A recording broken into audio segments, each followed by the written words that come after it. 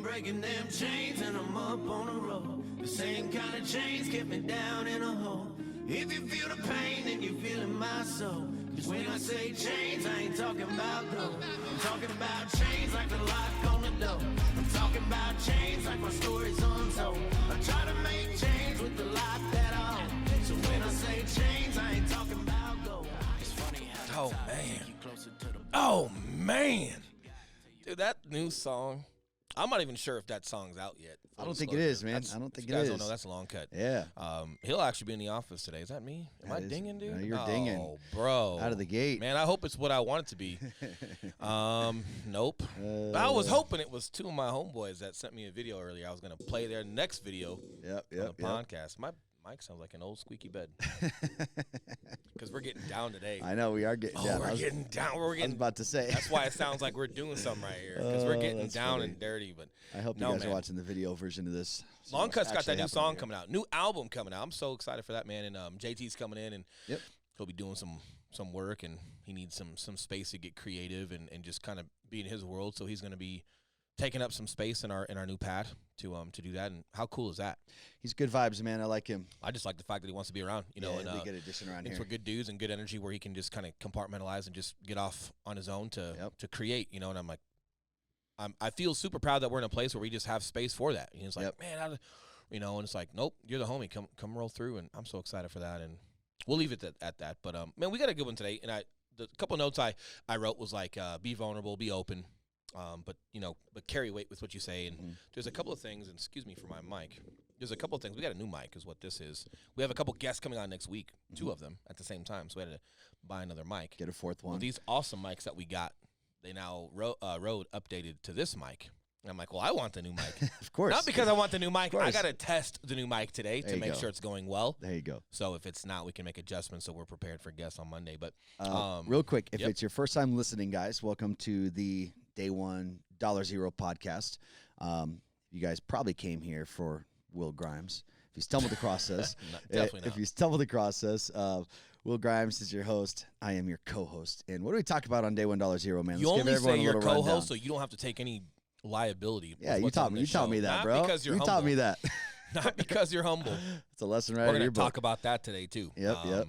No, man, you know what we should probably do is just have an intro before we start running our mouth, because I just love getting right into it. So we're going to get right into it. This is a podcast for entrepreneurship and business and life, and, you know, it's got an emphasis to business because, you know, that's what we do, man. That's our backbone. That's everything that provides for our family, and I do think a lot of who you are as a person bleeds into that, obviously, but the podcast is primarily for just betterment of self, business, and just our lane. So not saying that we have all the answers or anything crazy like that, but just what works and what doesn't work. And we're just going to get right into it too. And again, being vulnerable today, kind of being open-minded and talking, but I've had a couple of conversations not to, you know, pretty close, and they're not negative, but they're just conversations that are having to happen. And we've got a good buddy we've been working with, that's been a really good dude for us super recently. And, man, he's really good at knowing who he is. He's really good at what he can commit time to and dedicate to, and he's okay when he can't, you know. And, like, I'm starting to learn that, like, saying no or not being able to commit to certain things isn't a bad thing. But that's where you have to gauge it, because are you giving yourself an out, or do you really have to dedicate and commit time to different things? And here's what I'm in something for. Here's what I can do. And then if it's anything in excess of that, I'm not in it for that, either because it doesn't fit my goals, or it does fit my goals, but maybe it's just way more than needed. Even if it is giving yourself an out on something. But I mean, like, if you're going to say you don't have time for something, but you actually do have the time for it, you just don't want to fucking do it, you need to say that. So what I'm saying is, like, are you giving yourself an out, or, hey, are you getting dialed in and knowing what you can commit and can't commit time to, because you're getting super assertive and dialed in on who you are and getting what you came for out of what you're doing, and being able to compartmentalize and then execute. And the one thing, and this is not a brag, this is actually fear. We are hitting a level of business where we don't have that many people around that can relate. And I don't mean money. I don't mean someone's, you know, hey, we're making more money than everyone. Like, we've got friends in real estate that work probably 2.5 hours a day that make a couple $1 million a year. Yeah. That's not our model. They own different stuff and do different things, and they're awesome people. So there's some things we can go to them for. The amount of work ethic and just hustle that we have going on right now, and where this thing is scaling and who we've partnered with and what's going on, there's just not that many people. And this is even prior to just people we've linked up with this past month. Just the pace that we've been running and what you and I have chose to build and are building is huge, right? And there's a lot to that. And, you know, the number one thing is like, not the number one thing, but one of the big things is like, we just don't have, what is Eli doing right now? I'm trying to talk and Eli is your camera off? So Eli didn't plug in his camera. Jesus fucking criminy. All right. I got to look at you to talk. I can't have you running around. Don't edit it out. Just know people, hey, we're still doing our thing. But there's a little bit of fear. And I enjoy the fear, and fear fuels me. But there's still fears at me. But the biggest thing is like the direction we chose to go and the level in which we're choosing to scale and the just what we choose to want to do and who we're doing it around. Like, we don't have many people we can talk to in business about the business. And I don't think most people realize, and this isn't a brag, this is just context. I don't think people, even folks that are super close to us, have any idea what our 6 a.m. to 11 p.m. looks like. No. And then I'm going to say those hours and people are going to think I'm full of shit. And I'm telling you right now, 6 a.m. to 11 p.m., you don't know what it looks like. And I'm not saying that you have to be us. I'm not saying that you have to do it like us. I'm just saying, like, people don't understand everything of what's going on, which means they're going to be limited in understanding what you can commit and not commit to. Yeah, because you can't expect them to understand. No, nor do they need to understand. But at the same time, here's where I'm a little vulnerable. I don't mind when people bust my balls, but when there's like a hint of truth behind it and you're not just busting my balls, you're kind of like throwing a jab, but you're disguising it as a joke, and I kind of know what you're doing, it can be bothersome for me. Because that, especially with people I respect, because then it's like, hey, man, do you think I'm giving myself an hour? Hey, do you think I'm not committed? Like, you know, so we're going to talk about some of those things today, you know, and I'll give a couple of examples. And one thing I want to talk about today, too, and it's related, but it's not directly the same, is getting what you came for. So we're going to talk about Diesel Day, something that we did together, some challenges we had to adhere to, not excuses. And this is also something, man, like, you got to, and I'm getting a little worn out on that when people don't have excuses. You got to learn how to have a conversation with yourself and be able to have that honest conversation and realize that they're not excuses. There are ailments or there are factors that play into an execution, and it's about getting better. But it's also knowing, like, you know, like, for example, Conor McGregor goes into a fight and he blows an ACL 2 weeks prior to a fight. Is it an excuse to lose the fight? No. But what's his ability in the ring? Is it going to be limited? Yeah. So again, like, if you lose the fight, you lose the fight. If you win the fight, you win the fight. But the fact of the matter is he can't execute certain moves if he doesn't have a fucking ACL. If there's certain things going on. So I'm just using this as like a correlation to get you guys some context on what I'm talking about. So there are factors that play out. And you've got to be able to assess those things in real time and just, again, like, do the best that you can with what you have at the time that you have it and get what you came for out of that experience or that out of that endeavor, out of that relationship. And then you've got to be able to take that and move on. And a lot of times I think people don't do well at having a conversation with themselves. And I'm almost afraid to even talk about having the conversation with yourself because you got a lot of like alphas out there nowadays or a lot of people that are over-indexed in one lane. And if I'm going to talk about that lane where they're over-indexed and super strong, it's real easy for them to say, you're making excuses because you're talking about their wheelhouse, right? Like if you talk to your personal trainer at the gym and, hey, maybe you're sore, maybe something's going on, like, hey, that's an excuse, you got to push through it, but you can't even get your personal trainer to understand business 101. Even though he's asked you for help, you can't even get him to, like, do the first fucking thing, yet you're putting all this work over into his world. And when you're talking in a world where people are super strong, it's real easy to call it an excuse or this or that or that or this. But then when that person's not in their wheelhouse, they're not even half as productive as you are in theirs, that they are in yours. And that's a problem for me. Not a problem personally, not a problem toward my ego, not a problem like I'm mad at somebody. But there's friction there, and it's not with that person. It's with myself, and what am I trying to get from that person? Like, where does that person value me, right? And it's like, hey, that lets me know right away the conversations I should and should not be having with you. That's also an indicator of you got to know what you're there and what you're going, what you're trying to get out of it and what you came for. And you also have to understand the nature of conversations and relationship you have with that person. And if that person can't understand it, and this isn't anybody specifically, I'm kind of getting on a tangent to give an example here, so we'll get more specific here in a second.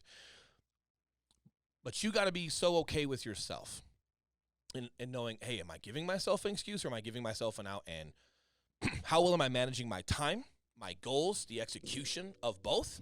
And hey, if somebody wants to say something or not think that you're fully committed to something, like they probably don't have enough context on everything that you're doing. And it's what their opinion of you is none of your business. You've got to stay dialed in with what you're doing, and you have to have integrity with yourself, knowing you're doing all you can with what you have and the time that you have it in order to execute. Does that make sense? 100%. I've got a couple examples that I'll give, but I want to let you kind of chime in. And just to give a little bit of my context here to some of your comments, like I think it really comes in different phases, because if you're at a phase, like let's say where you are asking for someone's help, you are putting yourself in their arena intentionally, right? If you don't have any experience in that arena, if you don't have enough context to even know yourself, if you haven't put yourself through enough challenging situations to understand what am I in this for, who am I, what have I come here to get, then everything that Will's saying, you kind of got to scratch that for a little bit, because you have to be able to apply some things. You have to be able to learn yourself first. And if you're not even at a place to where you haven't challenged yourself enough, you haven't had enough experience, maybe you're 19 years old and you haven't done shit, right? That was me when I was 19. I didn't play sports. I didn't do anything. I had to more or less put myself in that student role and just shut the fuck up for a while to really learn the things that Will is talking about here. So, for example, right, I've got a really good close buddy of mine, literally my favorite human. Love him. You probably, we'll leave it at that, because like the who I'm speaking. I'm assuming of, it's not me. Fuck no. Thanks for keeping it lighthearted. No, man, he's great. And I was speaking to him about some fitness and the rower, right? And hey, man, like I've never used a rower until Diesel Day, and I enjoyed it and feels like I'm athletic. And man, I'm just too heavy to be running around, but I need something for cardio. And I'm not. I knew me. I'm not going to do the stairs. Yeah. I'm not a stair stepper guy when it comes to getting cardio in for my fitness. And here's my thought on that. You don't have to. But what are you going to do? Same way I treat my kids. Okay, you're not going to eat broccoli? Okay. Well, what are you going to eat that's green and dense with nutrients? You want asparagus, spinach, what? Like, you don't have to eat broccoli, but what are you going to eat? It's like, so same thing, man. Like, and I'll get into like where me coming to some conclusions of just getting back into cardio, where it came from.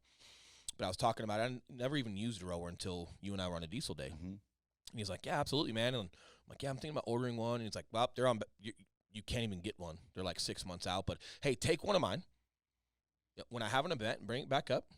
And hey, then take it back when we're done. Cool. Yeah. I'm like, hey, man, I'll help you out a little bit and like kind of show you some form and just make sure that you're doing something well. And hey, I'll throw you some stuff to get you going. Cool.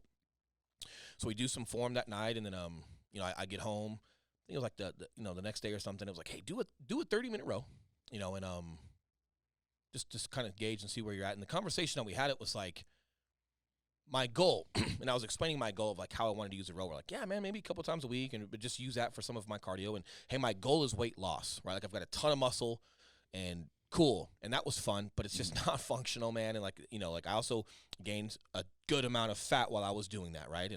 But the majority of my life, man, minus the past 3-4 years, has been super lean and functional. So I after doing like Diesel Day and some, I just want to get back into that. So I've got a goal of like, hey, first thing, I just need to lose weight. I don't need to worry about being some superhero or some super athlete. I just need to lose weight. And hey, that's my goal. So I'm going over diet prep and looking at test levels and everything and just kind of like doing it. But hey, he's got a rower. Yeah, dude, I'll help you out. Well, those workouts, he started throwing me, every time I would complete something, he would give me another one. All right, so I'd complete that, do the best I could. He'd send me another one. And I don't know when they end. Yeah. And I also don't know how time-consuming they start getting. Shut up and row, right? Sure, I didn't know that I was asking for that. So that's my fault if I wasn't clear with what I was talking about. I thought, hey, you're letting me borrow your rower? You're going to give me some pointers. I didn't know I was going to be getting put on a workout split. Now you're my trainer, and like, but the problem is he's one of my favorite humans, and I don't know how to say that. Right. So I have to learn how to have that conversation. Right. So because it's like, no, I'm going to use a rower and I'm going to do that. But hey, here's my day, here's what I'm doing. And here's the hour I commit to my training every day. I wake up here. I do this with kiddos here. I get to the gym here. I do 45 minutes of my training session, and they're more supersetted now, supersetted with different workouts to keep the heart rate up. And I'm still having days where I lift heavy because you want to keep the muscle dense, right? And you don't want to lose strength. But then there's also stuff where it's higher rep and getting your heart rate going. And then I've got a 15-minute window for HIIT cardio. I had to dedicate to that. And what I was doing, man, like I was getting frustrated as he would send me more workouts. I was getting frustrated because he's my favorite human. So, of course, I want to crush the workout he just sent me. But some of them are 30 minutes, 37 minutes, 52 minutes. And I kind of voiced my opinion a little bit. I was like, oh, man, like I'm just trying to lose weight. He's like, hey, dude, yeah, this is going to increase your capacity and you're going to lose weight. And he was right on all facets. Mm-hmm. What I should have been saying was like, hey, here's the real problem with it, you know, and I don't do well if I can't see the direction. So if you just send me workouts to work and I don't know the next workouts that are coming, I struggle with that because I don't have an unpredictable window that I can just move around. I don't. I have this right here. But here's my deal. I'm also okay with that because the biggest benefit I've had this entire time, and you've seen it, prepped food. Mm-hmm. Yep. Weight training doesn't make you bulky. Your stupid-ass diet does. Yeah, 100%. Right? So, you know, getting my test levels and everything monitored and looked at and cool, I'm dialed in there. I've got my prep food and like I'm down 14 now. Mm-hmm. And then I'm doing sled pushes. I'm doing some sprints because, hey, after losing some weight, I feel better kind of sprinting. Yep. So cool. I kind of like that. That's actually a little bit fun for me. Cool. And I'm still using the rower.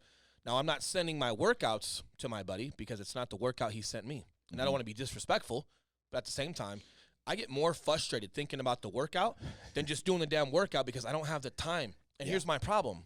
If the last workout I just did was 54 minutes, then he sends me another one that looks like it's about 34 minutes. I don't know what the next one's going to be, or the next one, or the next one. So I can't put it into where I need it. You can't plan your weights around it. You can't and plan here's your my day. thing. I also don't need to hit the goals that I want right now. Mm-hmm.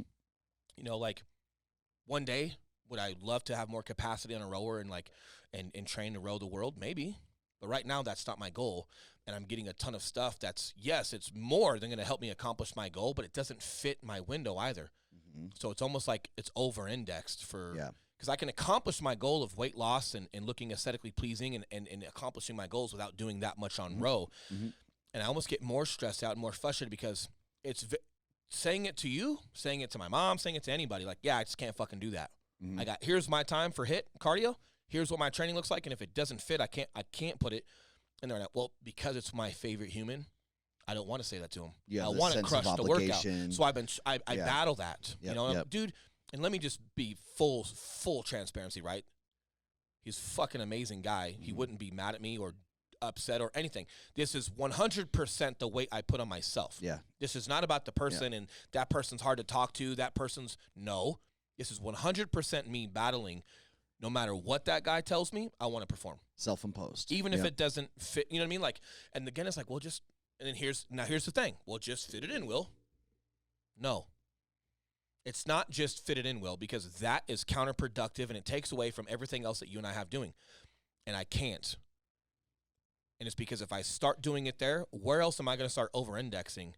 That takes away from the overall goal. Because, dude, we've got business goals. I've got goals as a dad. I've got goals and everything. Right now, like if my 15-minute HIIT cardio plus my training session is getting me to my goal to where I have, and I'm accomplishing what I need to accomplish within the hour I can give it, why do I need to give it 90 minutes? Yeah. Why do I need to give it 2 hours? Could you? Yeah. But it's going to take away from something else, and it's going to fuck with you. And it's not even just about that thing. It's that you just let that in. You just let that thought in, and then where else do you start bleeding time? And then before you know it, no, you're not organized. No, you're not committed and super intentional with clear direction on what you're doing. Mm-hmm. So, you know, and I have to have that conversation. Let me jump in here real quick because this is something real quick I want people to really think about, man, because you like making the decision to say no there. Man, what people have to realize is whenever you're setting a goal for yourself, it's really important to understand that, hey, we've got 100% energy, period, 100% energy. Whenever you're putting more attention than somewhere else, it comes from something else has to give, right? Yes. So with you saying that you can't, what you mean by that is, yes, I won't.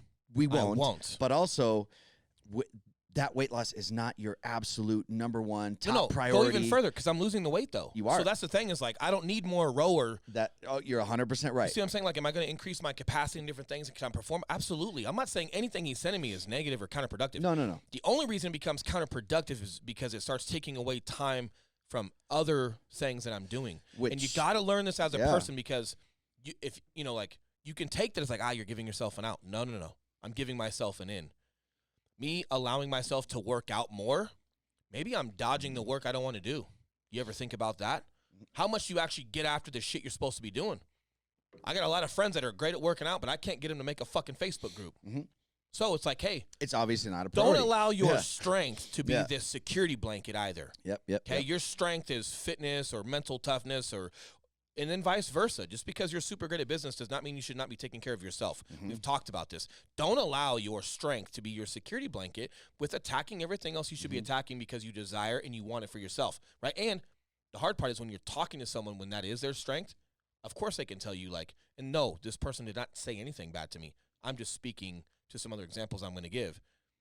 This was self-imposed of just me having a hard time not having that conversation, you know, and then like we'll text back and forth and then he'll bust my balls. And then the whole thing about busting balls, there's truth behind it. And I can, in my assumption, like, hey, someone can kind of joke and like it's lighthearted, but you know when someone kind of throws like a dick jab, like it's a joke, but there's a little truth there, like, you know, they're kind of taking a stab. Yeah. And it's like, cool, noted. I don't stab you. Yeah. You are completely over-indexed, and there's some things you said you're going to do, and you're not even trying them. At least I'm. But again, no, that's an assumption, and you're not giving benefit of doubt to people, and you should be pointing those fingers back at yourself because it could completely not be true. But there's a pinch of like, hey, are they just joking or are they taking a jab? But here's the deal. If I feel someone's taking a jab, we're going to get into this too. Getting what you came for out of relationships, you got to be clear and concise with them too. If you feel someone's taking a jab, have the conversation. Just have the conversation and let someone know how you feel, right? And if they're not doing that, they'll respect it, being polite, having the conversation, giving benefit of doubt to that person, but just still voicing how something made you feel. You're not a bitch.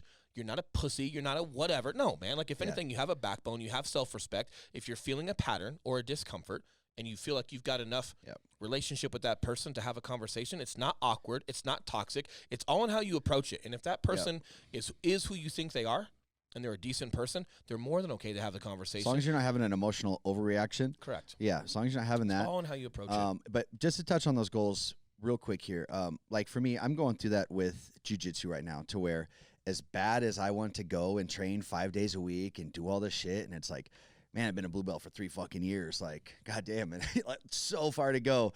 But my goal right now isn't to get a black belt. Again, get what you came for. So if we're talking about fitness, if we're talking about an endurance race, if we're talking about a business camp, you know, a conference or something that you go for, like, are you really dialed in on your own goals and who you are as a person? Because if you're not going to get what you came for. And my thing, dude, like, you know how many times I've heard people tell me, like, in regards to working out or, you know, like, when we've done, like, fitness challenges, like, oh, I just got to go to that dark place, you know, I was talking to another buddy last night about that, and it's like he has some good insight because he's like, man, I think people say that they're regurgitating someone else who has said that that maybe does go to a dark place. This person just doesn't really know how to articulate or what they're looking for, so they just kind of like regurgitate it. But it's like, I don't really know what that means. You know what I mean? Like, I don't really know if I go dark. Because I don't really know if I have enough context on how someone's using it, and how I see it is completely subjective to how somebody else sees it, and how I see it doesn't fucking matter to how someone else sees that. I just don't know if I have enough for where I've heard it. With all due respect, right? I haven't spoken to those people enough to really figure out what they're trying to say when they say that to even comment. Yeah. But I've heard it, and I think my buddy had a great correlation with how he explained that last night. But the bottom line is, and let's use this, right? Let's use Diesel Day. And I'm going to kind of, I don't want to give away that event. No, let's not, because I don't want to be giving away events or how it goes. We can use any endurance event or any. No, but it's how I tackled that specifically, right? So, all right, I'll use it without giving away some stuff, right? But the bottom line is you got to know who you are, and you got to know what you're going there for, right? So I'm really good at picking up weight and then putting it down, right? I'm heavier, got a good amount of body fat, eat a bunch of junk, lift a bunch of heavy weight. Yeah, man, I got super big and super strong, and I could lay down and bench press a lot. Not saying that to brag, just saying, like, context, that's where I was at. So I decided to do an endurance thing, right? Well, and this is, like, something that you and I were battling before because you and I were going to go together, right? And that was super important that you and I were doing it together. Well, about what? Was it 2 months prior to the event? Yeah. I pinched my sciatica nerve pretty good. Yep. Not an excuse, okay? But it fucking is what it is. So I pinched that nerve pretty good, and I'm trying to do all I can to, like, be able to walk and then, you know, be able to, like, try to walk without a limp or, you know, certain things. And the reality of it was, hey, half my butt in part of my hamstring and half of my foot, it was either painful or could not feel, right? So there's some things there. And then depending on how I would move, like, and if you've ever pinched your sciatica, you kind of know, like, it's kind of a nightmare. And it's kind of a make it or break it. You need to heal that thing, or if you can make it worse, you end up getting back surgery. I'm fine. So let's not go down that road. But the bottom line was, we do this endurance race, okay? Not race, challenge. Mm-hmm. And there's several different events, and you're going to go for 24 hours nonstop, right? Well, the one thing that I probably could have done better than some folks is pick up weight. But the weight we were picking up had to be overhead, correct? On your shoulder, on your head, on your other shoulder, carried in front of you. And it was the weight was just awkward in how it had to be carried, and it was super taxing on the lower back for me, right? And I could feel it big time carrying it once around that, around the obstacles you had to take this thing around. I could feel it. And I had to make this decision of, like, here's the deal. I loved going to that challenge. I got a business to run. I got a family to run. I got things to get done, and I have obligations outside of this thing.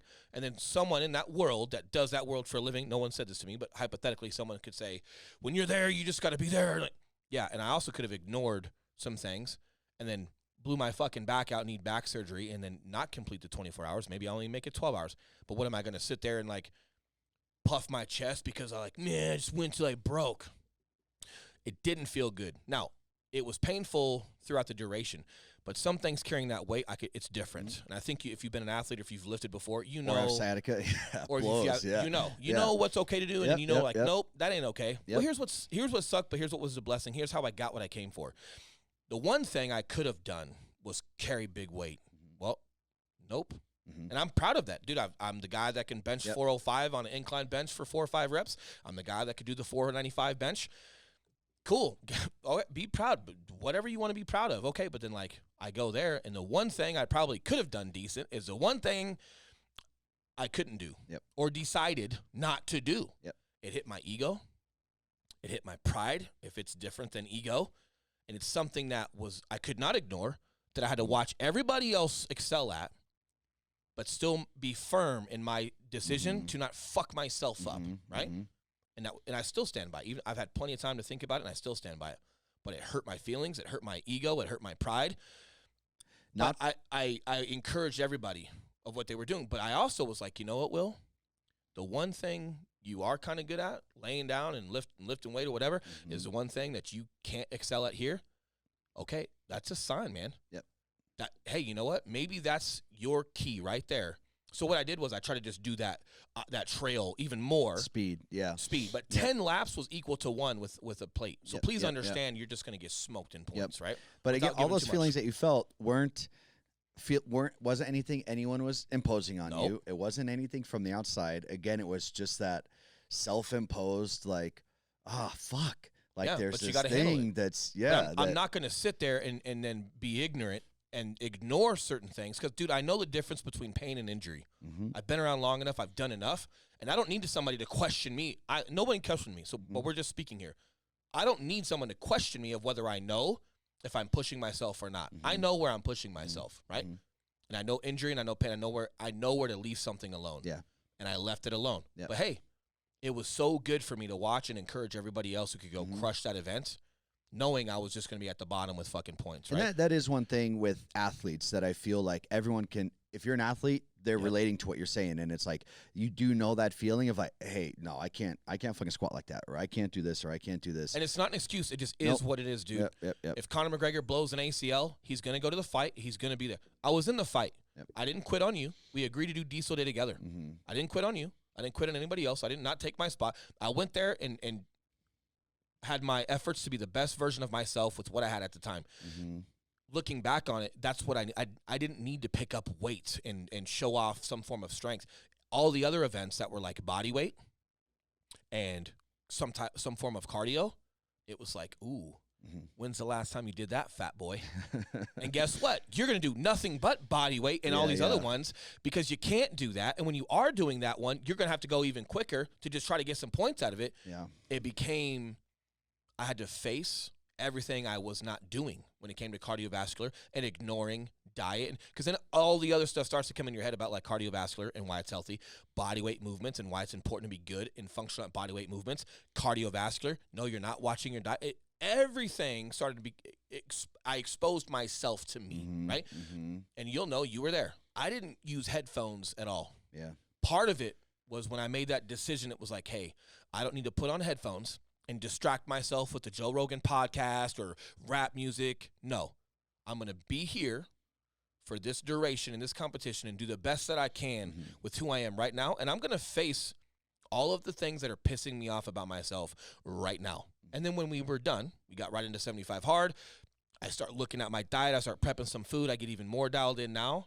And that diesel day is serving a purpose to me right now. Still. I got what it was like, hey, you can't pick up that heavy weight. You can't, nope. You got to do everything that you don't do or suck at right now. And you're going to face that.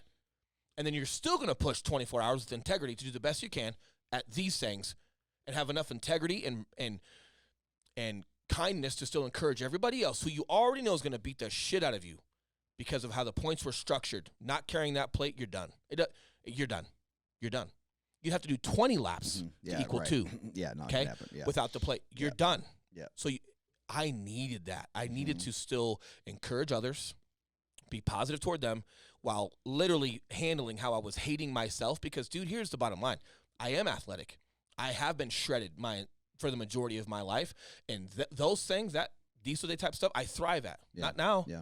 But it exposed some things that and diesel day was loud enough.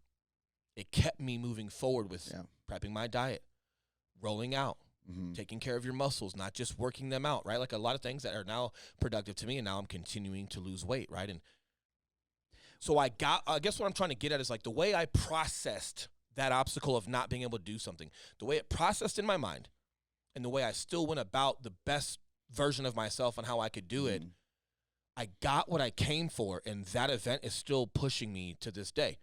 If that makes sense. Where do you think the obligation for you to perform to that person in the initial story that you were telling, and the obligation for you to like prove yourself that you can carry the weight and all that stuff, and then history. Is that what it is? Yeah, man, he was a part of the Marine Corps command staff. Well, and so a lot of it just comes from like that's just been embedded in me with the relationship with that person. That person didn't put it on me. The Marine Corps does. If you got a commanding officer, you're there to perform, man. So like, it has zero to do with him. It has everything to do with me and the nature of where I first began a relationship with him. Yeah. So if it weren't him running the event and stuff like that, with like that weight, would you still have been like beating yourself up for like not carrying the weight? Really? Yeah, because that's just my own. Yeah, dude. You think I want to sit there and watch everybody literally beat the shit out of me? I'm doing a ton of laps, and I'm doing what I can do for me, but, like, because of how points are structured, I already know. Dude, I'm not an idiot. I love being on this mic and joking around and having a good time. I'm not a fucking moron, right? And, like, I can process things super quick, and I knew 5 minutes into it what it was going to look like. Yeah. Right? When's the last time you saw something, knew how shitty it was going to be, and you still pushed as hard as you could for 24 hours? I can't remember the last time I did, and I knew that's what I needed from it. You need to hate this. You need to see everybody kick the shit out of you in points and not doing one of your strengths and still give all you got. Yeah, right. Now, that's subjective to me. That's what I was there for. Where I do have, like, but then, like, hey, if people want to take a couple of shots at you or go out of their way to, like, say some jokes, that says more about you 1,000% than it does about me, because it's like, 1,000% right. Oh, you did it, and then you did a second. Hey, clearly you didn't get what you came for, because if you have to go around if you have to go indirect to make jokes, or maybe you're just making jokes. Either way, I've had conversations with people about that. But like, if somebody rubbed me the wrong way or said something, I just politely have the conversation. Yeah. And the one conversation I'm thinking of right now, super cool human, was not that person's intention at all from what they say, but they do understand why I was like seeing it and taking it the way I was seeing it and taking it. They understood. They were super cool that I opened up. They apologized. I said, no, you're not wrong. Don't apologize. I appreciate the fact that you let me air how I was seeing something and didn't judge or anything there. Didn't, you know what I mean? Like, oh, come on, pussy, we're just joking around. Like, no, it's not. I'm not a pussy. I'll punch you in the face. Cut it out, okay? That's not what this is. Yeah. This is me respecting our friendship enough to where, like, if something rubs me the wrong way, could I just let it go to the wayside? But it's still in the back of my mind bugging me because I'm creating this, like, potential false narrative of why they're doing it when maybe that's not true at all. Or just have a conversation with that person. And that person's like, oh, no, not at all. but I see how you were kind of like taking it that way, and yep, I definitely know that that's kind of a soft spot for you. And oh, my bad. No, not your bad. Thank you for letting me air that, and just allowing me to have that environment to talk to you. Made us closer.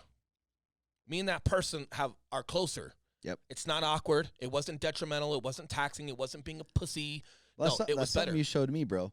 You know, like that was something you told me. Like I remember super early in our relationship, you would like not in a negative way, but it was like, hey, come on, bitch, or like, hey, bitch.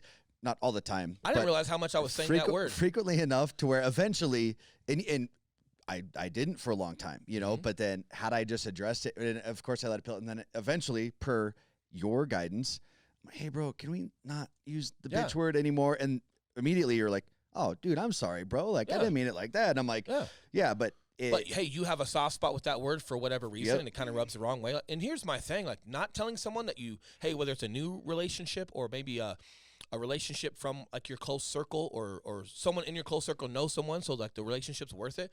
Not having that conversation and potentially like ghosting someone or not having a furthered friendship because you don't want to have a conversation, you're doing it an injustice. Yeah.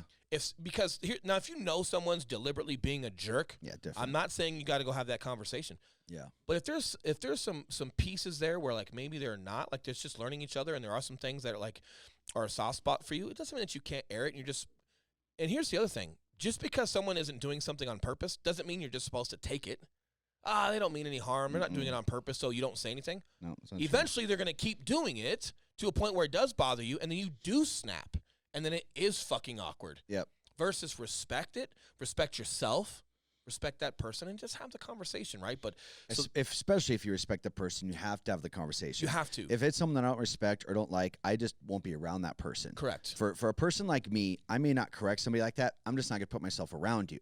To me, it's more energy to correct you and have that conversation. When, man, I'd rather just not even be around you, you know. If it's a person that's not worth being around. If it's a person not worth being around. But imagine if you didn't have that conversation with me, dude, and then we're not in business because, like, I rubbed you the wrong way and you knew I didn't mean it. Yep. And you think that that's just who I am. And eventually you just grow away from me. We wouldn't have everything we have right now. Or if it's someone you'd rather not be around, but you have to be around them. If it's your fucking boss, if it's somebody at your work, have the conversation. Give them the opportunity to take it and run with it or fuck it up. Yep. But either way, that person's response will give you more context of what to do. You don't necessarily know what to do yet there. Put yourself out there, take the extreme ownership, have the conversation, and making sure you're appropriate and your approach. Their responses will give you more context on, okay, where do I go from here? How do I navigate and man, this? This is setting boundaries 101 and just setting expectations 101 because this goes all the way back to the rowing situation. Nothing was insulting. Well, so and the rowing's a little separate.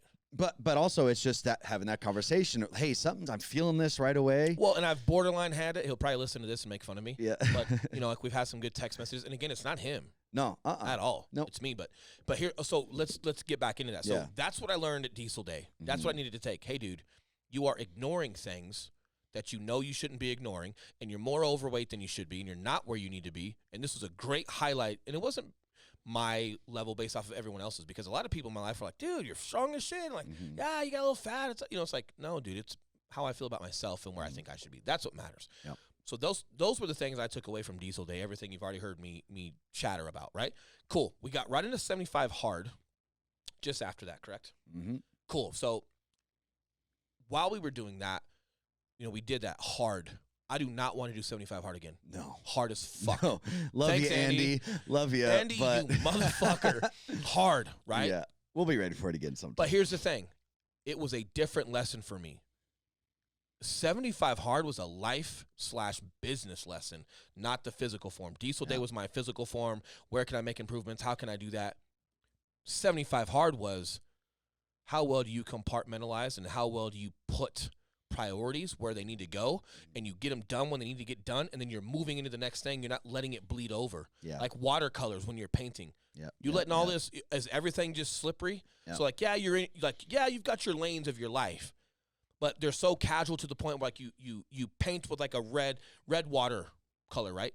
And you throw a line up and down the paper, and then you grab blue and you throw it up and down, but they start bleeding together because lines are watery. And you work out from, okay, I'm going to work out from 8 to 9. But 8 to 9 turns into like 8:12. That turns into 9:45. Or no, I got there at 8.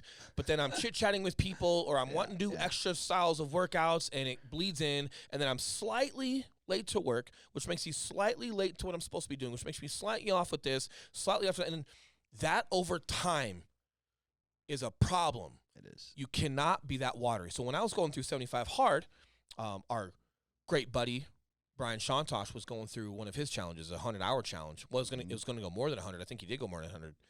And I wanted to be there for him.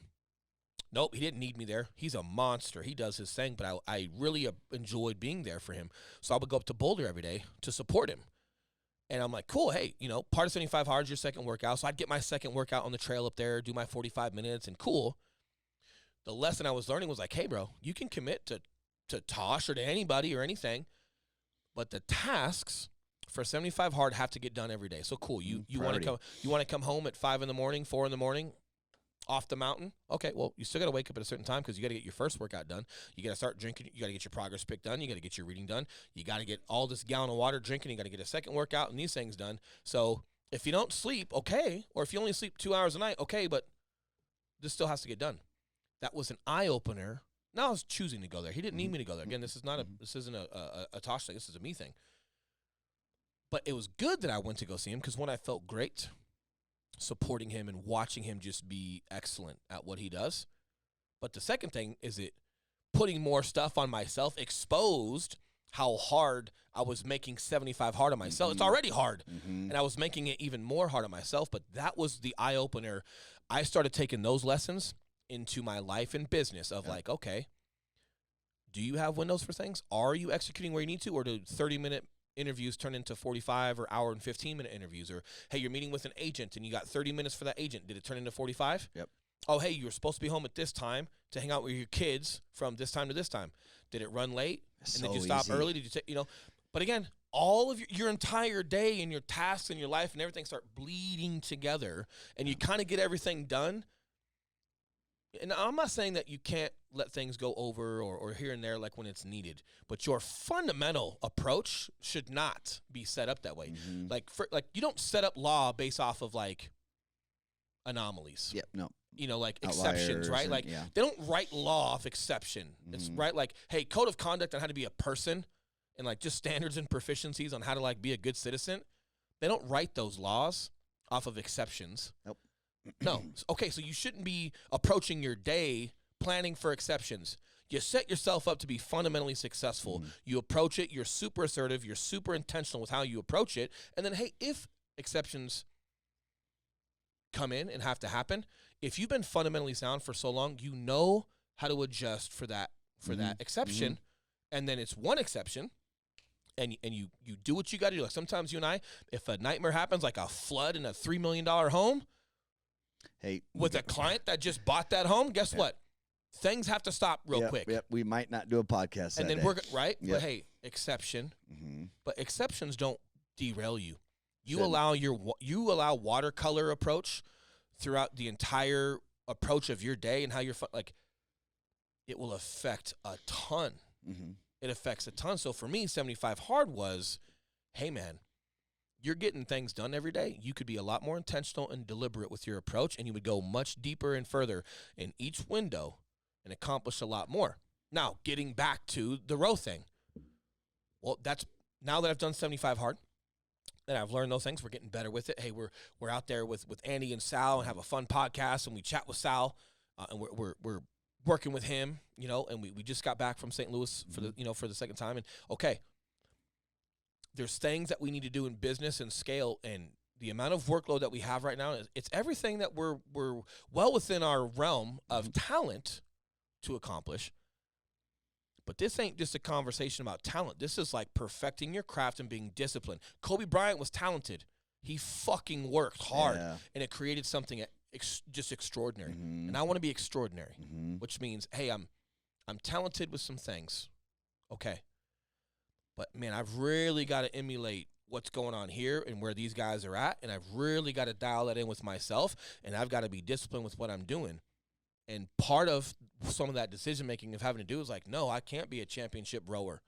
I can't do some of it because I don't know how long that workout's going to take me, and I don't even know the next ones that are coming down the pipeline. So I don't know when I can implement the rower into my workouts if I'm waiting for that person to send me the workouts. I've got to just do what I got to do with the rower or pushing a sled or sprints because I need to put it into this hour window.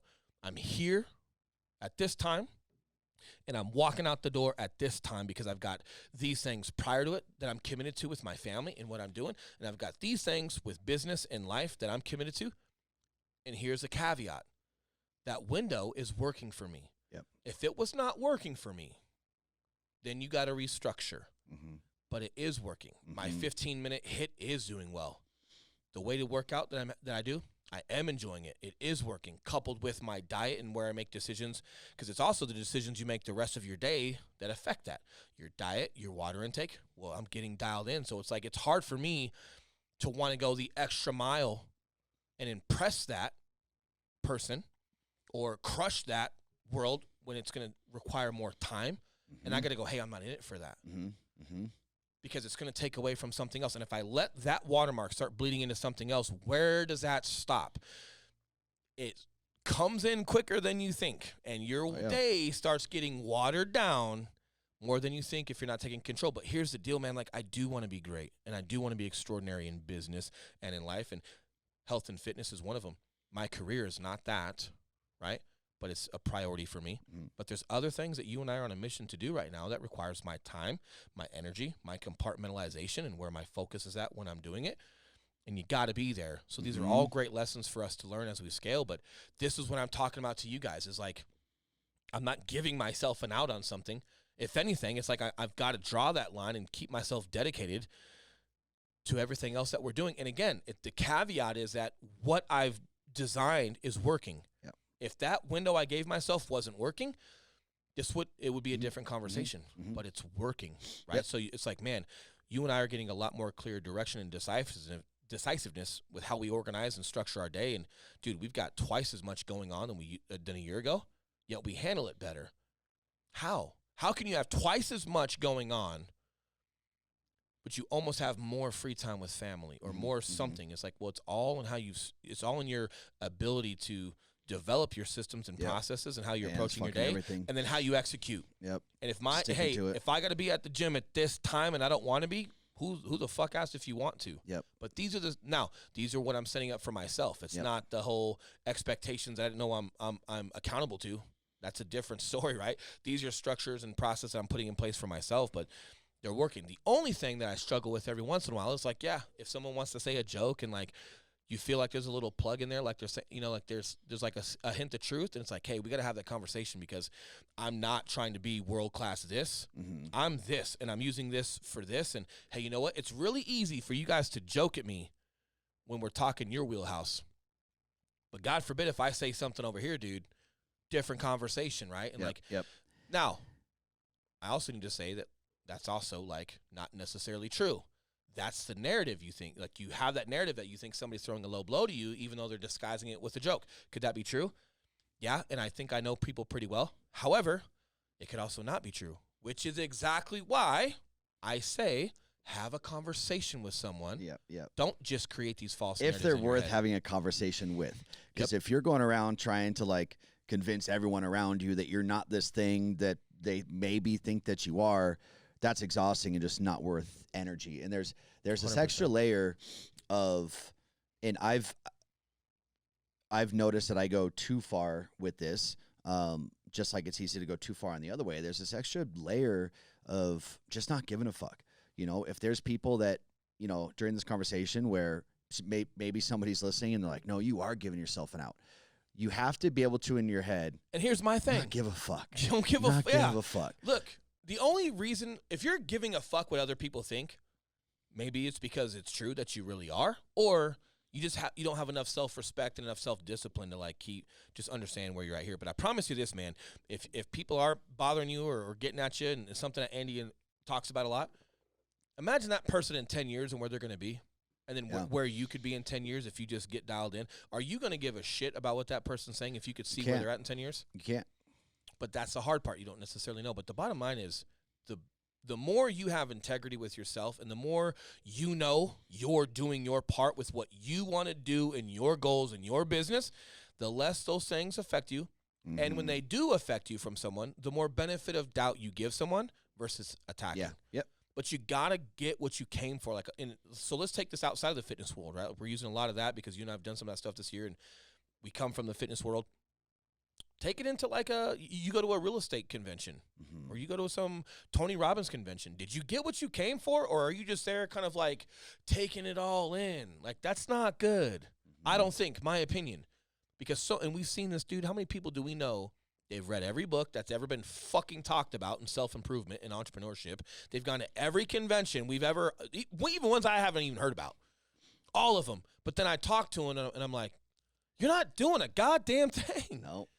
You know, and it's like, hey, why do you keep going? Like, what are you going for? It's a drug. It's a high. They're going for the high. Fine. That's the answer. But but the problem is maybe they don't know that. Maybe they do get that dopamine dump. Yep. But you gotta know. You gotta know in your own mind, in your own head, when you're talking to yourself that you're not getting shit done. Okay, that's fine. Just identify it, but then you really got to dive into yourself and like, hey, I'm going here. What am I like? Can I get what I came for? What am I going for in the first place? What am I looking for? What am I trying to accomplish? Because you'll be that much more deliberate and that much more focused on obtaining the knowledge or listening in the first place, man. And it's the same thing with relationships. I don't mean you just have relationships to take. That's not true. Value add and you give. So relationships are a little different, but events, man, you careers. You should be asking yourself before you do anything, before you say yes to anything, before you say no to anything, what is my intention here? And sometimes your intention is like, hey, maybe there's not a benefit except for I'm just going to give, and that's okay because it feels one of the most selfish things you could ever do is give because it feels that good. Yep. It's almost selfish if you've ever given, genuinely given with no expectation, just genuinely given to people who need it or friends or people you feel deserve it. And there's no other expectation. You're not doing it to get some post on social media or to have that person tell everybody in your family what you did. Like, it's just straight to give and make someone feel a certain way. Dude, it's borderline selfish if you knew how good that felt. Yeah, that's why it's such a great thing. Yeah. It really is, because it's just like. But what do you give to yourself? Oh, go ahead. Yeah, no, it's funny you say that. Like, giving, it is one of the most selfish things because it feels fucking good. It but does. Only done in the right way. It has to be. Which is what makes giving so great, because if everyone had that mindset and everyone gave with no expectation, everyone would be feeling so much better. And I don't know, like relationships would just be different than they are. Here's some advice for folks out there. If unsolicited, unless you're listening to this, Oh, that's solicited. You're clicking on this podcast. It's solicited. Give yourself something. Uh-huh. Give yourself honesty. Give yourself encouragement. Give yourself forgiveness. Mm-hmm. Okay, like, it's very easy to get, like, let's just use real estate instead of fitness. Maybe we'll correlate it back to fitness, or just maybe not any field. It's very easy, if you get around people you respect, it's very easy to want to get consumed with their powerhouse, their wheel, right? And want to produce and want to, like, for example, like when we talk to people in real estate, you get around the podcast, you get around some of the guys that are around, it's like, it's super jazzy. Let's use First Form, Andy's Frisella, right? Super, those dudes are so high level. They want to keep accomplishing more, right? But they're high level. You walk into First Form, it's very easy to want to be that. If you knew the work it took, you might change your mind. However, it might be hard to change your mind because you think you're letting people down. The reality is, if they're good people, you're not letting them down. The only way you're letting people down around you that you're working with or that are in your family is not being honest with yourself and honest with them. I promise you, if you don't want to be that level, but somehow you're close to Andy Frisella and he's giving you energy, and it's really not for you, and you just don't know how to say it, so you keep trying to do it per se, like, that would bother him way more than being honest, right? Like, or I can only imagine, like, you can see that shit from a mile away too. Well, sometimes not. I don't know. But like, the bottom line is, you can get caught up with your friends, dude. Just trying to play a role. Just some of our friends. Yeah. You can almost talk yourself into an endurance challenge because of watching some of the guys that we know, like, and respect. Watching Tosh and certain guys crush.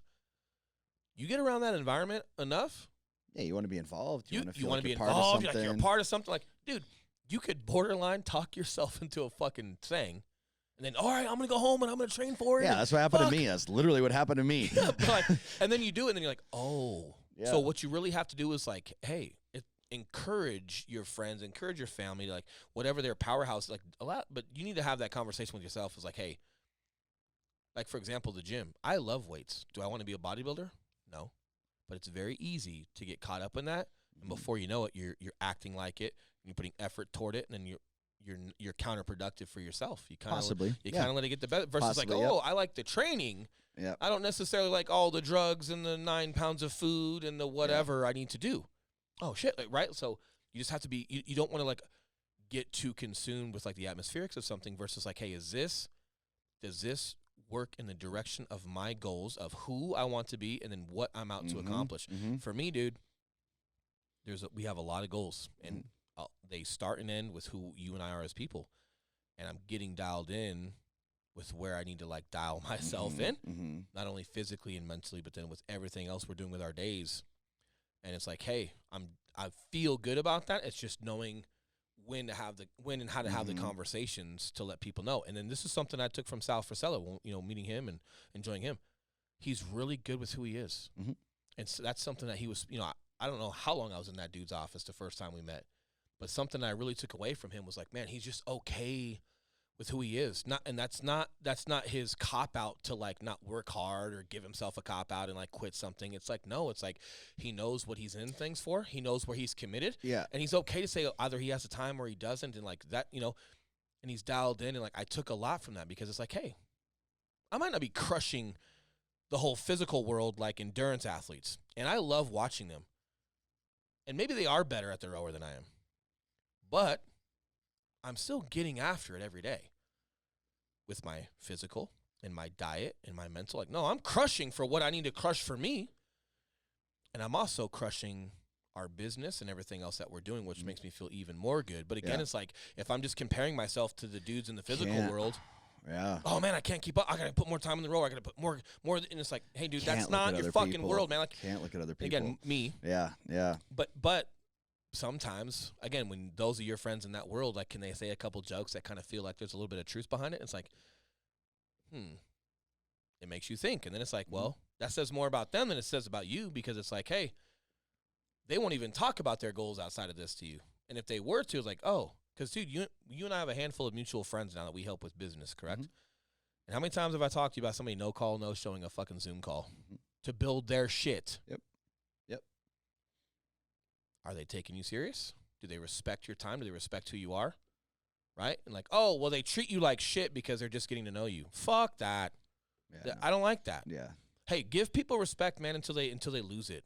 I'm not the person that like I need to treat you like shit. Yeah, same. Until like I value you enough for what you can do for me. Okay, now I'll be nice to you. No, man, I'm gonna be super kind and respectful to you from the gate. And if somehow along the way you lose that, that's on you. And then we just politely part ways, But like, we're super dialed in a lot of things that we do, and we've offered a lot of help to a lot of people that either overlook it or disrespect it and don't show up for it. But then we'll be talking about this world, and I promise you, nothing correlates to business except fucking business. So if someone's out there that's high speed at something and they think there's a lot of fundamentals and principles that correlate to business, maybe go do it. Go build a business around it. No, not. But I'm saying like if that's the model. If that's what you want to do, or if somebody's going to talk to you in that manner. Yeah. Hey, this is how this could help you and all this stuff. Yeah. Go do it. Most people don't know Jocko was a lender. Yeah, he was. Right? It's not this like whole echelon front. These dudes are just, hey, yeah, we're a bunch of SOCOM dudes, and like our world can help you teach your business world. No, hey, fun fact, the dude built a business and proved it. Because not only is he teaching other businesses, he has his own business that is literally derived from all of those principles, right? And then prior to that, the dude was a lender and crushed it.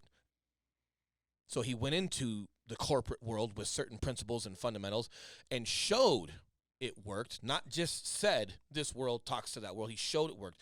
Funny thing, we're doing the same thing. I don't get to talk about anything I've done with police work or military or anything else that I've ever done and say like, oh man, so many of these traits correlate to here. Dude, you're probably right. But until you do that in business, it's hard for people to like relate It's just an or idea correlate. at Like that don't point. Yeah. don't build a business talking about business. You've got to build a business. If that's so, like this is also where things get watered down or things get mushy, right? Like professional athletes, super high speed military dudes, endurance dudes, anything like a lot of outside stuff can come in and be very valuable in business. But like that person who thinks that that's true, you've got to go do that, right? Or like you don't have that spot to stand on. And I will politely, if it's getting solicited to me, I will politely tell you that. You're right. So getting what you came for, like the relationships you have, like just be careful when you're giving people advice, or you're coming off or puffing chest like you know what you're doing, because in the culture, like no, you don't. Now No, you don't know what you're doing, and you're no call, no showing, and you're doing other things that are completely unprofessional, and you're completely treating people a certain way. Oh, until you realize how big they actually are and how much they have value for you. Oh, so now all of a sudden you're nice to them. Is that person still going to be in your corner? It's interesting. And again, I'm speaking a lot here, and I'm getting a lot out there for people to think about. I'm not necessarily addressing anybody specific, but these are all real that you and I have had, and we take it on the chin, and we don't say a fucking word about it. We don't throw anybody under the bus, and all good. But, like, you got to understand, like, you start working around dudes that are, like, really good at what they fucking do. That behavior is not tolerated, and you're actually burning bridges that could be around for you. Mm-hmm. Now, a lot of our listeners, young 20s, 20 to 25. When you're in that stage, guys, and you haven't done, have any significant, like, business accomplishments, any significant, like, physical, you just haven't accomplished a lot at that point. Now, not talking to everybody. There's some dudes that are 23 that have been all around the fucking world doing crazy shit. However, the stuff that Will is talking about here is coming from a place of experience, a place of knowing himself, having had multiple accomplishments, multiple failures, knowing himself, right? Let me tell you this. I know enough to know I don't know shit, except for, like, where I feel like we've been successful in lanes. And it's because there's something there that says so. It doesn't matter how much I thought I knew about business. Evidence. Yeah, a track record. And I'm being a little bit more assertive and a little bit more, like, just upfront with everybody right now. So please take it as that, right? This isn't attacking anybody. I didn't open my fucking mouth with how we were training agents and what we were executing on until we hit top 1% in the world with Berkshire. And then that following year we hit top 0.5% with Berkshire, right? So proof. You got proof. There's those trophies up there, right? I got to work. Proven. People were valuing us, and they came around us to be on our team. Yep. And I gave those people my time, and I gave them a value add of where I felt I could help them improve. Mm-hmm. And we executed. Yeah. And then we hit certain accomplishments, not to gloat about them. Very rarely do you hear about those. I'm saying those right now to give you context of the fact that, hey, there's things out there that say we've accomplished stuff, which means it gives you confidence while still having the humility to speak to stuff, because, like, hey, we have earned that. We are doing some things right. But here's what that gives us permission to talk about. What we've done. So how we got to top 1%, how we got to top 0.5%. I'll teach you those things. If you want to be a top 1% business, but you have a different approach than what we've done, I'm not your coach. I'm not a coach anyway. I'm still in the game. I'm still an entrepreneur. But what I'm getting at is, hey, if you want to do real estate, for example, right? You want to go buy a bunch of Zillow leads and do something that we don't do, I'll introduce you to somebody that crushes that world. We've got friends that do 800 deals a year, and they crush Zillow. You want to?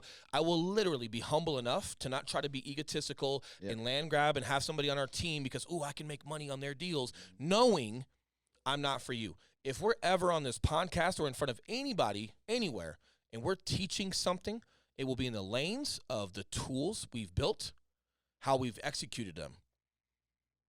Period. Because that's what we can speak to. So, like, as you grow, as you become successful, please don't think that you running a 4-minute mile lets you speak to business. Please don't think that something successful in business lets you speak to something else in business. It's not true. Like, don't drink your own Kool-Aid.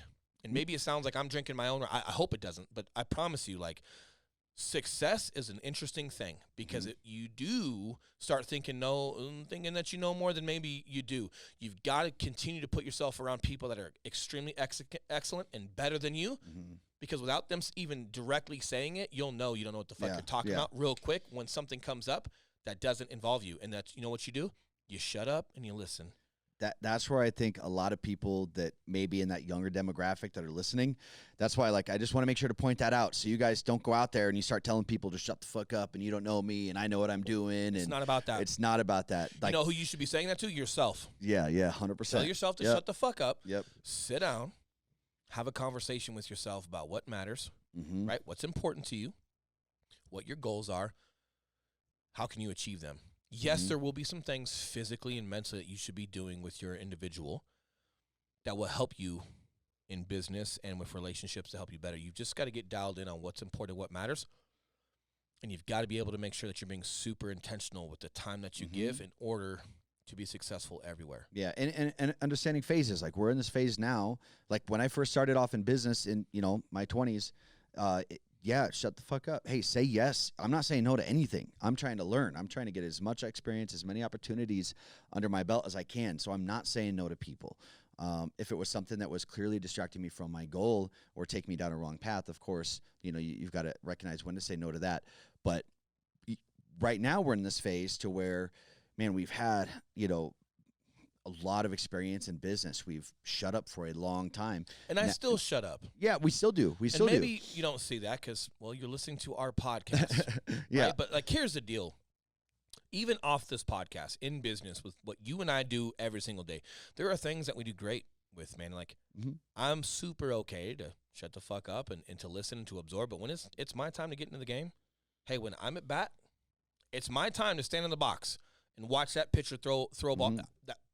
Is that where you would like me to be humble?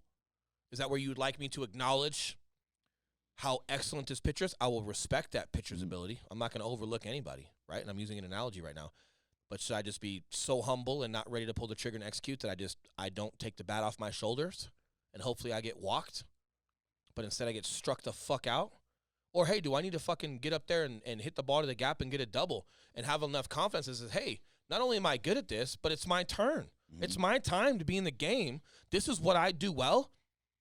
Not only should I perform, people would benefit from me stepping up and performing. And it's just having the poise and emotional maturity to understand when it's your time to play and get after it and execute, and when it's time to get to work, when it's time to listen, and when it's time to just converse with someone because you're brainstorming. You got to understand different phases, but Yep. you really need to know yourself and how to get after it. And again, it's ever evolving because, guys, I know it sounds silly when I'm talking about my workout and wanting to crush the rower or do certain things, but knowing it's counterproductive. Like, hey, I'm hitting my goals, but I really want to impress someone or do something, and I almost tell myself, oh, am I giving myself an out? Like, I'm getting all stressed out about it versus like, hey, falling back on the fundamentals on what matters and what you're in it for. And again, like the reason why I'm sharing some of my vulnerability today on some of my challenges and some of the things I'm currently doing is to give you examples to not only help you with your own, but then to also show you that, hey, that never ends. Mhm. I was listening to Andy Frisell and Sal Frisell on the podcast today. They had Ed Milet on. They were still talking about I got to fear. listen to that one. Yeah. It's great. Yeah. Ed seems like a cool dude. Yeah. And obviously Andy and Sal, super great dudes, right? They were talking about fear, but then what fear does to them. And you're like, oh, and then here I am talking about me rowing, and someone could easily go like, okay, well, you row, so you hit 15 minutes. All right, so what's an extra 15? What's an extra 17? What's an extra 16 minutes? You don't understand. Not only does it bleed out of my window, it takes up my thought process of just making that decision in the first place. And where does it stop? I've got to be where I got to be. And if something's working, like, you need to recognize that as well. Like, hey, why am I even allowing that to go further in the first place? What am I in it for, right? And assessment. It's like, man, I thought I was getting into that for like, it's helped me, give me a little bit of help and kind of get me started. But then before you know it, I'm like attached to some Naval Academy training. Hey, thanks. But, oh shit, like, hey, am I overly committed to something that I'm not really committed to? Like, one, I don't have a desire to do that. I just don't have a desire to do however many workouts from this. I got a desire to lose weight and perform well on a rower. I have no desire to increase my capacity so I can go look at the Olympic trials. I'm being facetious. But you see what I'm saying? I don't even have a desire, which means not having the desire. You're going to have conflict there. Even if you had the time, if you don't have the desire to do it for that, you're going to struggle with it. And there's a lot of people that feel that way in business to where they're like, hey, I want to pay my bills. Dude. Like, I don't want to I'm build so- something crazy. Bro, I'm so Yeah. glad you said that. Yeah. I'm like jazzed up right now. I'm so glad you said that because how many times have we told realtors, hey, you don't have to do this. Yeah.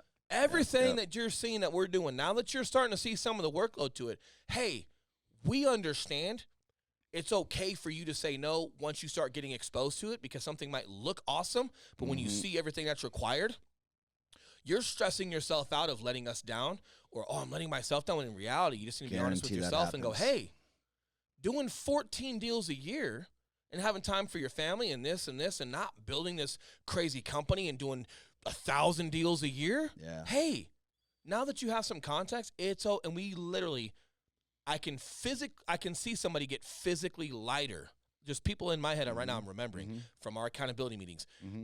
I literally feel like I physically watched them get lighter as I was giving them permission to say, hey, it's okay not to do this. What I'm here for is whether you want to do 1 deal a year or 500 deals a year, I want you to be professional and proficient and kind and confident and execute and take care of people. That's what I'm here for. How far if you want to take everything you've learned and build a team and scale, awesome. And if you just want that for you, knowing whether you're doing that 1 deal or 2 deals or 500 deals, that you are that, right? And you take care of people that well and you execute that well, I'm here to give you those tools. How far you take them, completely up to you. Yeah. What I'm also here for you is to get you to understand, now that you're seeing some of the context on what's involved, it's okay to do your 14 deals a year, make $200,000 a year, have a great time with your family, have a hobby, have something else. And do they literally, they look like they physically get lighter. But let me be clear when it comes to myself and the conversations I have with myself. I'm here to win. I'm not here to play golf. I'm not here to go to the Cayman Islands. I'm not here to go to the fucking Florida What's your Keys. win, though? What's winning to you? Because some people, their win is playing golf and paying their bills. Great. I'm glad you said that. Yeah. Super insecure, Eli. Maybe you like golf. I'm glad you said that. My version, right? Like, hey, there's things that we're accomplishing in business. Yeah. And it's not that I don't like vacation. It's not that I don't like the Florida Keys. I understand phases, as in, hey, these are your goals with your family and your business, and where you want to have your family and your business and how you want to set that up. You start seeing the requirements. Okay, well, are you committed to that or not? Yes, I'm committed, because that's my goal in business, and that's how I want to influence other people, and that's where I want to help people as a leader, and here's where I want to be. You start looking at those, then you clearly start seeing the work that goes into it, and I'm committed to it, which means I don't get to eat the cake right now. I don't get to go to the Florida Keys right now. And if I do get time with family, do I have to travel out of state and make it a whole fucking week thing, or could I find things to do on the weekend more often but less travel time to still get quality time with my family? Is my family on board and supportive with what we're doing? Right? Like, there's a lot that goes into that. Yeah. And those discussions you should have with your family. But the bottom line is, I know the work, and I see the path. I see where we're at. I see what's required of me. And I'm committed, because these goals of what we have fucking matter to me more than the work that needs to be put in. Yeah. So I'm in it. And you and I, like, we work well because our win is the same. Yes. Like, we have the exact same, like, just goals and structure and just understanding of that. And the reason I bring that up is because that's the whole guy thinking he wants to be a bodybuilder. And, man, you should ask yourself, what's a win for you? You know, is it paying your bills, putting a little bit in your IRA so you have something when you retire, and vacationing twice a year and going and playing golf? Like, if that's your win, hey, 100% okay. 100% okay. Everyone's win is going to be a little bit differently, but don't feel like, hey, I need to say this is my win, but then show the actions over here. Why are you saying it? Because, dude, and it's like I haven't been there before. You don't think I want to, like, be Olympic qualified on a rower to show my buddy something? Nah. But, dude, that would be cool. Yeah. I'm just not in it for that, and it's also going to take away from what I am in life for, right? Like, so, dude, I'm not saying it's not hard. It is hard to counter. It's not hard, dude, to have the conversations or ignore people you don't like or don't respect. But people that are close to you that believe, like, yeah, dude, of course, I would love to be on some 48-hour endurance challenge with a couple of these friends of ours, because I know the camaraderie it builds. I know just those moments you're going to have with that person. You're going to have a shared moment with someone that no one else is going to have. Yeah. I also understand you can't just get caught up in wanting to do that with that person without recognizing the work that goes into it. And, hey, if you're in that for that, like, does it take away from everything else that you're doing? And are you really in it for that? Or is it just a facade of the memory? It's the facade. And, hey, but what about all the other memories you have with that person? You already are special to that person. So why are you trying to like force yourself to make more of something that doesn't need more of something? It's already special for what it is. But those are conversations you have to have with yourself, because it was not that person that put anything on me. It was me not having the conversations with myself and not addressing certain things and just wanting to perform and just not allowing the thought process to take its course. Now it is. Now it has. Cool. But like, dude, it is kind of hard. Mm-hmm. It is, but you got to navigate. And again, people that are around you that support, like, they know you're not giving yourself outs unless you are. But me, it's like, hey, even if someone says that, it's like, man, I'm cool if you say that, because you have no idea. Even people super close to us, bro, they have no, dude, even our wives, bless their hearts. Mm-hmm. No one has no idea the level and the layer and the depth and the volume of everything we're doing right now at the pace we're doing it to get where we're going. Yeah, yeah.